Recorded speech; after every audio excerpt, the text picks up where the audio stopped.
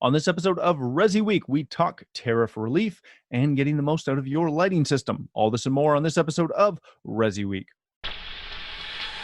The network for the AV industry. What are you listening to? This is AV. This is AVNation. This is AVNation. This is ResiWeek, episode 209. Learn what you can.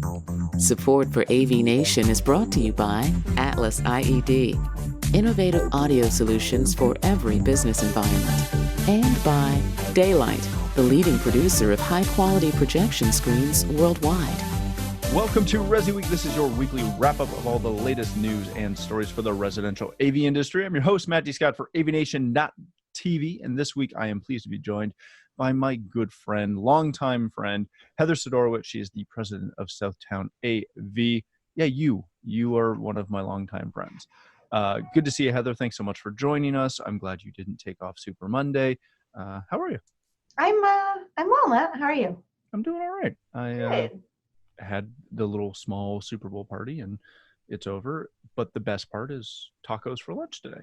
It was great. There you go. I too am having Super Bowl leftovers on Monday. It's fantastic. Today. That's the best part of Super Bowl, in my opinion, other than the fact that future Hall of Famer Patrick Mahomes won. That was great. Wearing red, possibly, as I'm roping you into this, Michael, sorry, in honor of the Chiefs' win, we have Michael Braithwaite. He is the CTO of Screen Innovations. How are you, sir? I am great. Fantastic. Enjoying my Super Monday. Yes. Everybody, I don't get taking it off, but I also don't drink, so that might be part of it. Notwithstanding, let's jump right into it rather than waxing poetic about the Super Bowl. That was fantastic to watch. Coming to us from CE Pro and the one and only Jason Knott, the industry is getting a long-awaited tariff release. The Phase 1 trade deal was signed by the U.S. and China and it is going to cut tariffs from 15% to 7.5% on loudspeakers, smart speakers, turntables, TVs, projectors, and a whole lot more. If you've been following that, this whole somewhat debacle, they instituted tariffs. They're now changing that rate a little bit, cutting it in half, as the article says. And those changing percentages will affect products that land in the U.S. after February 15th of 2020. Where this matters for us and why we're talking about it is not only, obviously, do the tariffs affect a lot of products that we see every day, but specifically it has driven many manufacturers to raise pricing. Not everybody did. Some people are phasing that through. Everyone's kind of handling it their own way. So speaking of handling it their own way, Heather, I do want to start with you on this. How are you internally? How do HTPs go about managing these kind of really fast, somewhat unexpected price increases, decreases, etc.? How do you go about adjusting your pricing model to follow along with whatever the heck is happening politically? I think that we are pretty used to changing prices on the fly because we've sold TVs and TV prices change daily.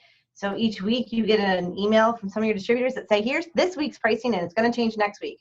So I think we can adjust pretty quickly. As for the tariffs, the ones that did have price increases, we changed that throughout our internal systems and we did pass that along to the client. What I'm curious about, though, and I do not know the answer, is will these manufacturers pull back those price increases? I'm going to guess not. So let me just ask you a quick follow-up to that. If, per se, a friendly manufacturer said, hey, I'm going to roll these back a little bit now that this increase has dropped, heck, maybe they'll just give you 5% back instead of the 7.5%. Would you then adjust your pricing structure? Or does it become too frustrating? In this day and age, everything's transparent, right? No one's buying, so if we approach things by selling product, and we're trying to make the most off the product, we'll lose because it's the internet age and you can, they're going to find out what your price is and they're going to Google it and then they're going to pretend they know more than you anyway. So it's about selling that solution and that overall, and hopefully you're making your profit through the solution piece, not through just the product. So yeah, I absolutely would roll it back if that was added to for us. Very good. Michael, as a manufacturer, you don't need to give up any inside baseball, although we're always helpful and appreciative if you do. Good for you. But how do manufacturers go about managing this? Because at least from a HTP standpoint, we kind of know what our hard costs are coming in. We can adjust that on the fly. Most shops don't stock much anymore. So they're not dealing with pricing that was based on something that was put in effect, 6 months, a year in the past. How do manufacturers manage this? And, can you claw back when stuff like this comes up, or have you already built stuff into that model that you're working off of? Well, I think it's an interesting question because, and I'm probably not going to favor a lot of fans here, but most of these manufacturers are, so let me see how I can say this. They're not very good at how they source products and how they source their products. I'll give you an example. So at SI, everything we have here is done in Austin, for example, and including the electronics. So people will see the electronics and they're like, yeah, but what about that?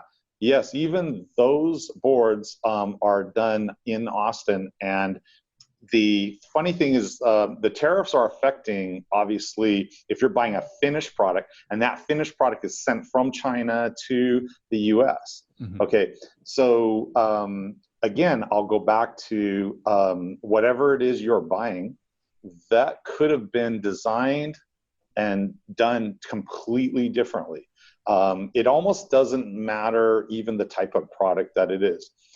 We have introduced at the last CEDIA, we introduced a product called Janus, which is a very advanced power communication and power distribution product. If you looked at that and you're like, oh, that looks like a Cisco or this, that was made overseas. And again, it's not. And even when in our screens, our motorized screens, there's electronics. We have boards in there that open and close the doors, and the motorization to come down. And even all those, it depends on how you're purchasing. So anybody building anything electronic now, some of the parts are only made in China these days. There are some things that are only made in China. And so some of that hurts from the vendor side. And so from a tariff point of view, hopefully the vendors are either cutting back and giving you the better pricing as a part of that. I would say from an SI or from lots of companies who manage that a little bit differently, where we didn't introduce an increase. And so even if the component that we were buying did have that, there are many ways to buy that same component. Even if it is originally sourced in certain countries where there's tariffs. And so that's what I'm saying. There's it's a laziness on the manufacturing side where they do something like that. That's my opinion anyways. And some products had pretty substantial increases. I mean, Sonos, right? They held it for so long, and then they just increased it, parts, the port, the amp. But now smart speakers is one of the ones they're pulling back. I wonder if they'll pull back with pricing. It'll be interesting to see the correlation between these kind of news articles and the general populace. Right, because I bet most people don't know about. Yeah. It's a slippery slope that you go down, because if you're going to increase the pricing and then when the tariff goes away and you're going to decrease it, as Matt mentioned, are you really going to give them back the full amount? Are you and that was the danger of them telling why they did it. If they would have just said, hey, because of life, we have to increase. Correct. Because of the tariffs. So maybe that Correct. was in the way that they went to media with that. And I would also say that their vendors, whoever they're working with, so on a Sonos case, they're working with pretty large contract manufacturers like electronics. And so when you look at things like that, talk about inside baseball, I guess, but when you look at things like that, if their relationship is not good with that vendor or the sourcing, they did get hammered. I'll tell you that we have relationships and we also work with lots of different vendors. So the truth is, we even on components where it would be, that manufacturer is the one that was giving the slight difference, because the tariff was being paid by whoever is importing it. So if we're importing that, we are the ones that paid that tariff, right? Right. It wasn't somebody else paying that tariff.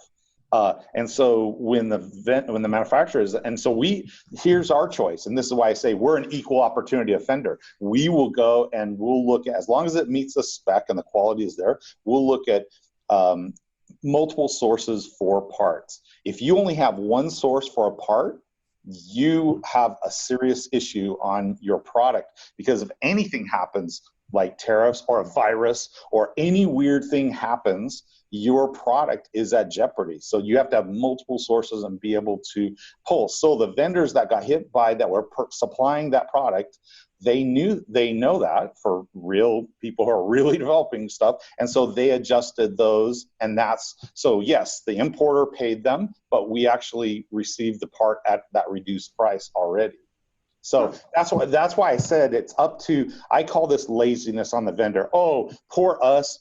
We are not good at developing products, and we're not good at doing all this. So we're buying something and we're putting our sticker on it.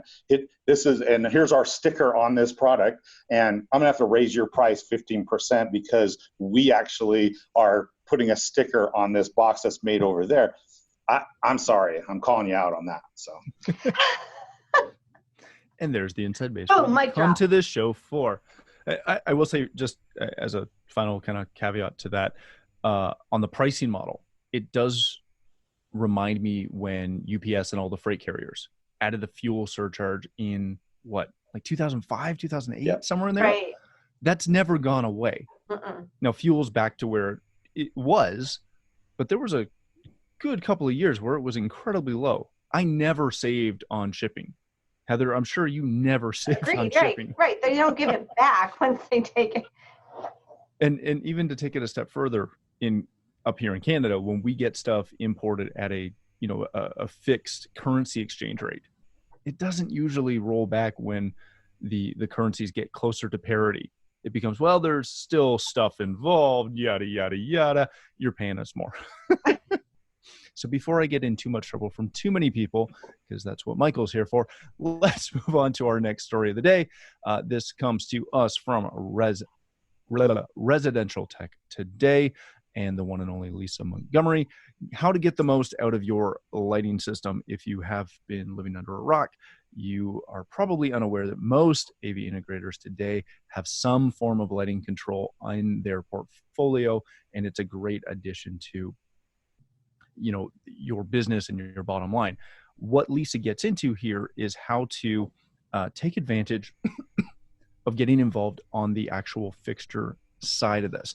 Michael, I want to start with you on this one. And, we can kind of weave this in a couple of ways, knowing your current position and whether you have a boatload of insight, as I'm sure you do, to share on the fixture side of things. What caught me off guard with this was, as you read through, and she references a presentation from Peter Romanelli from Conceptual Lighting. Sorry if I butchered your name there, sir. But he goes through a couple of options on how to get into selling fixtures.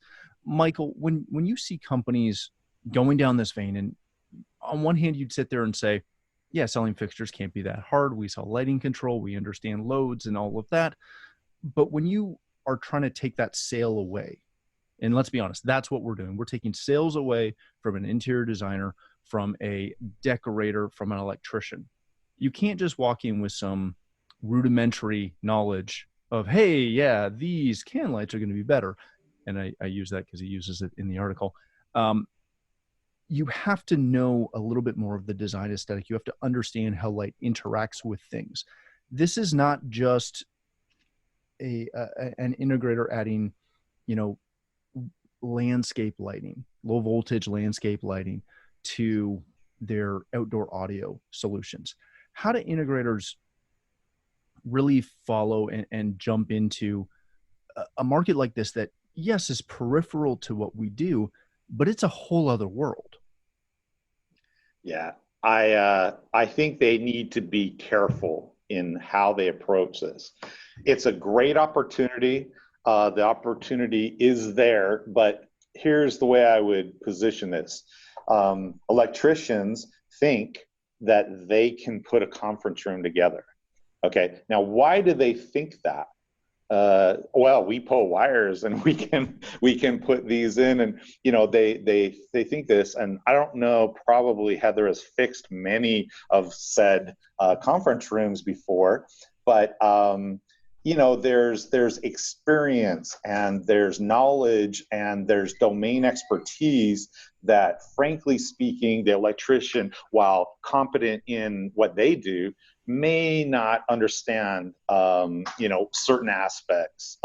And when I walk into a conference room, I can tell right away if it was an electrician I'm sorry, but I can tell right away who designed this and all this, because they'll be complaining about certain things and they've broken every acoustic rule. So anyways, so the reason why I went through that lengthy, exchange was the same thing is reversed here. You're now entering the aesthetic world and lighting. And yes, it's a great opportunity. It's an exciting opportunity. Here's what I would position them, just like what I would say to an electrician, which is take your time, reference, learn as much as you can, go through, buying fixtures for yourself, for your own house, for your own, shop, your own lab. Start going through and understanding those. Take courses, watch the YouTube video. Do as much as you can to understand both the nomenclature, the language that they're using, why they're doing stuff, and take your time. Don't rush into that. But we're kind of in this third wave of PoE that's coming. And so in this third wave of PoE, there's enough power on the BT version to start to do lighting and lots of, especially LED lighting. So the opportunity is going to be there. It's just they need, as with anything, you need to be able to be proficient in that. Otherwise, it is going to be a mess, just like the article. Lisa's a great writer, so she nailed it. So. Well, she did. Heather, this brings to mind a couple of things, and you and I have talked about this vein quite a lot. You look at this and it seems like a really easy fit. Yeah, we understand a lot of this. We understand lumen counts. We understand all of this from a technical standpoint. But when you flip that into a residential environment where, let's be really clear, somebody is not going to Home Depot to buy their light fixtures. No disrespect to Home Depot, but they're not buying fixtures, and they're not coming to you to spec fixtures from Home Depot. They're looking for cutting edge, aesthetic, gorgeous products. How hard of a fit is it for traditionally technical AV people to understand not even the technical aspect? And the aesthetics of it. Lighting is really tough. To as somebody who does this, lighting's really tough.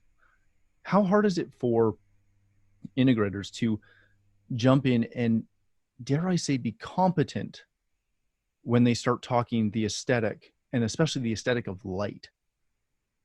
I think that it like Michael said, it's about who you are and who you want to become. Are you a design savvy firm? Are you already speccing some of these more design savvy products? And also, can you back it up with the technical expertise? Two things about the article is part of it, I think it should have been called more about how to sell lighting, because it talked about it from that kind of standpoint.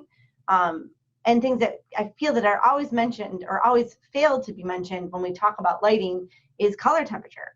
So the fixture can be the most expensive, most beautiful fixture of all time. And if you get the wrong color temperature in your dining room, which you want to be romantic and dim and relaxing, and you're putting in a high brightness, high lumen light, you've failed.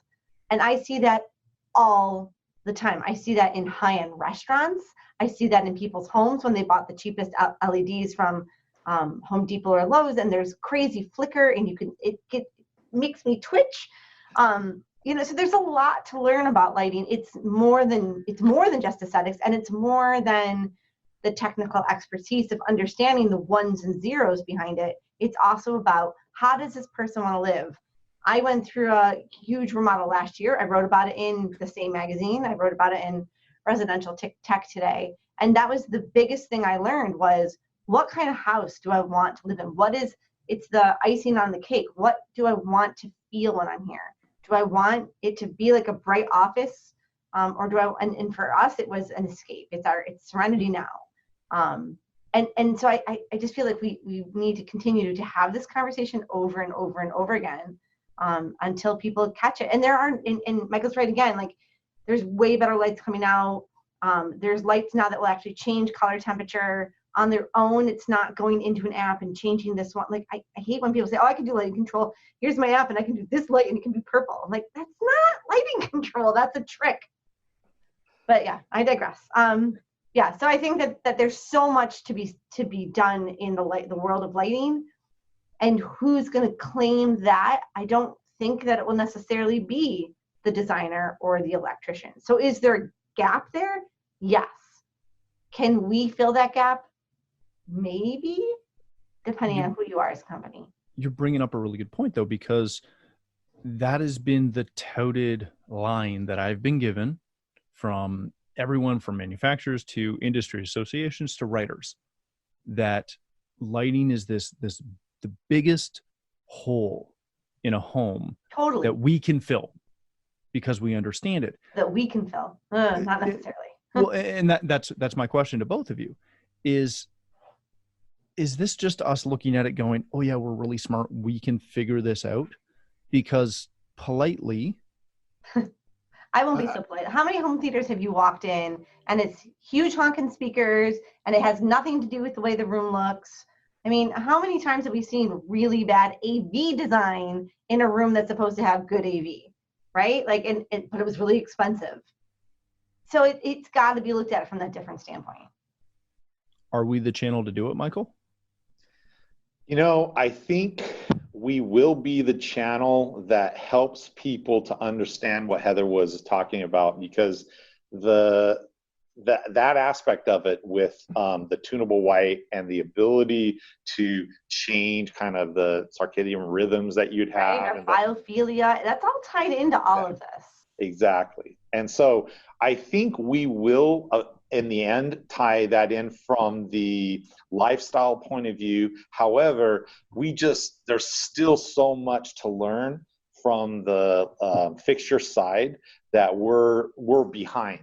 So I think we'll help on the mixing it together. And by the way, that's why, when we talk about shades, what's weird is shades kind of the stepchild of like lighting. When people talk 100%. About lighting and they're like, oh yeah, shades. And so shades is kind of like in with that as well. And so as I start thinking about aspects where, hey, we're not only the temperature and maybe what you're trying to achieve, and since you have all these big glass holes in your structure, you might want to be able to, because you can change whatever you want in the lighting during the day. If you can't control the sun. Yeah, you're competing with that. If you can't control the sun, you're done. So I digress. If you've never heard the story of how Lutron got into shading, you should look it up and find a Lutron person who's been at the company long enough to tell you that story, because it's essentially to really paraphrase it very quickly, it's Spira in their main atrium having an all hands meeting and saying, so do we have complete lighting control over every building? And everyone, oh yes we do, yes we do, yes we do. And he points up to because it's an atrium, points up to the sun and goes, no, we haven't controlled that, and walks away. And that's their foray into shading.